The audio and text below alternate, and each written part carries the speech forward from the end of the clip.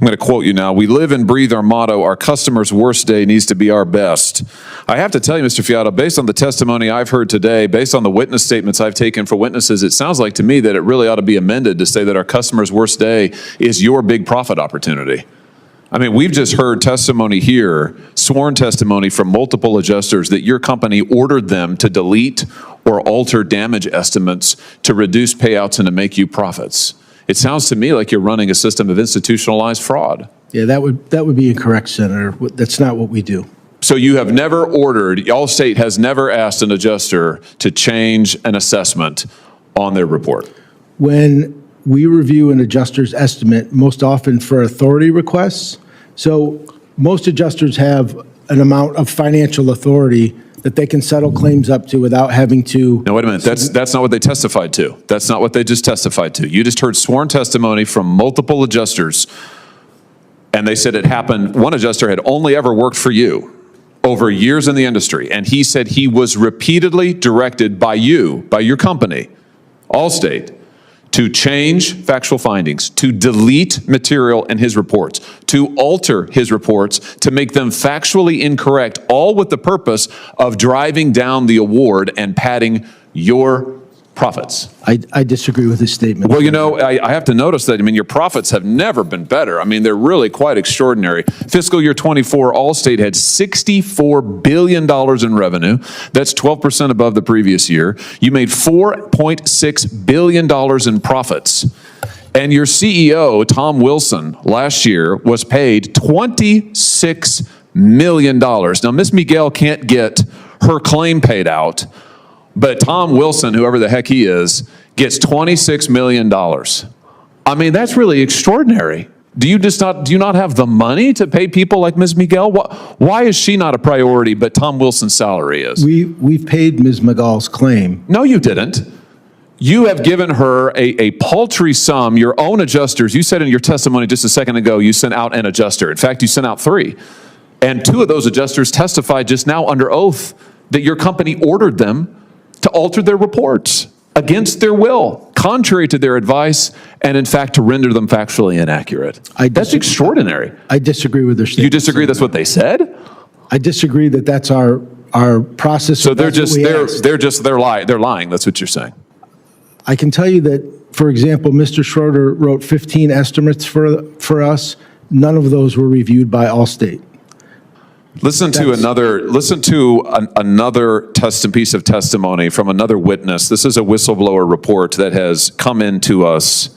This person says, I've dedicated my entire adult life to the claims adjusting world in numerous roles. I worked for Pilot and Allstate for 12 years as an independent adjuster. I work claims all over the country regularly throughout the years, and I have watched the progression and controlling nature of claims worsen progressively. Allstate created an internal review team with the sole purpose of making sure claims were paid as low as possible. Allstate reviewers instructed adjusters to alter and delete factual findings in their estimates to drive down the cost of the claim. The alterations and deletions were often factually wrong. During Hurricane Isaac in 2012, an email was sent out that no adjuster could buy a roof no matter the damage present. This looks like a pattern. This is someone who's not even involved in this case in Hurricane Helene. We've heard from person after person. All this testimony is on the record. It sounds to me like your company is running a racket, and you're making more than you ever have. Those are not our processes, Senator. But multiple people have testified that they are. In fact, this really all goes back to a strategy that your company pioneered with the McKinsey company back in the 90s. Isn't that right? Let's just take a look here at what McKinsey advised Allstate as early as the 1990s. You went to McKinsey and asked them, how can we get rich? And McKinsey gave you this advice. Sit and wait. They said, delay, delay, delay. It's a zero-sum economic game. There can only be one winner, and the winner's going to be Allstate. It's not going to be the policyholders. And then good hands or boxing gloves. McKinsey suggests Allstate make a low offer on a claim, like you did to Ms. Miguel. And then, if the policy owner has the temerity to protest, you go after him hard, just like you did to her. Her home hasn't had one lick of work done on it, not one lick. And yet you sit here today and say you're sorry she feels badly about it. I mean, this is really your strategy, is it not? And it's made your company just filthy rich.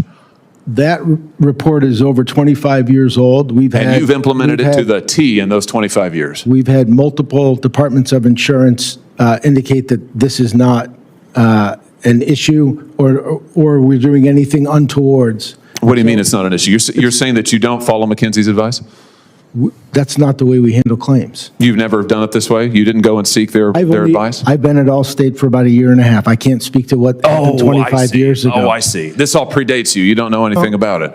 I don't know anything about the Yeah. McKinsey report. No, of course. Right. Deny, delay, right? It's the same tactics over and over. Let me ask you, do you ever engage in retaliation for employees who come before committees like this one or who raise objections to what you're doing, to the fraud that you're engaged in? Would you ever retaliate? It's a hypothetical question, but the answer would be It's no. not hypothetical, but go ahead. What's the answer? The answer would be, of course not. Well, we just heard sworn testimony from Mr. Milliken that you have retaliated against him, that he has been informed by Allstate that he is not going to be doing any further work. I see your suits behind you are shaking your heads. No. Allstate didn't have any communication with. Never had any communication with Mr. Milliken on this subject. You're under oath now. Of this specific, we've communicated with Mr. Milliken for many times. He's worked for Pilot for 8 years. It sounds like now we're prevaricating. No, we're not Now we're prevaricating. So my question is, have you retaliated against Mr. Milliken? Of course not. Did you tell Mr. Milliken that he won't be doing any further cases with Allstate? Not that I'm aware of. Not that you're aware of.